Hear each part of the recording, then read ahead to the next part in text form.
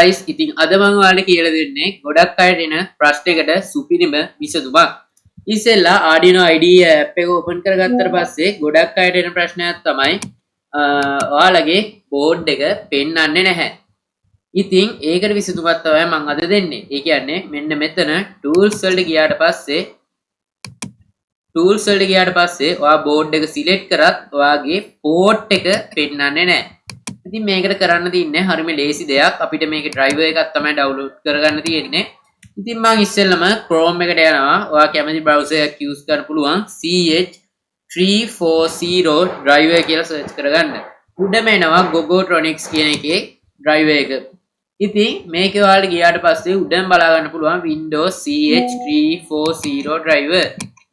ඉතින් ඒක මම download කරගන්නවා. download කරගත්තට පස්සේ ඔයාලට බලා ගන්න පුළුවන් මම ඒක ඕපන් කරනවා. ඕපන් කරාට පස්සේ අපිට පේනවා ගෙඩි පිටින් මෙන්න තියෙනවා setup එක. මේක ඔයාලට තියෙන double click කරලා install කරගන්න. administrator එකේ ඔයාලගේ අහවි yes ද no ද yes දෙන්න. දුන්නට පස්සේ මෙතන install කියන බටන් එක click කරන්න. click කළා ටික වෙලාවක් ඉන්නකොට ඔයාගේ driver එක හරියටම install වෙනවා. ඉතින් install වුණාට පස්සේ ඔයාගේ Arduino IDE එකට ගිහිල්ලා port එක බලනකොට COM12 කියලා පෙන්නනවා. ඉතින් මේ ක්‍රමය ගොඩක් වෙලාවට සාර්ථක වෙනවා. සාර්ථක වෙන්නේ නැති තරම්මයි. වෙන්නේ නැති තරම් නෙමෙයි. වෙන්නේ නැති තරම්මයි. ඒ කියන්නේ සාර්ථක අනිවාර්යෙන් වෙනවා.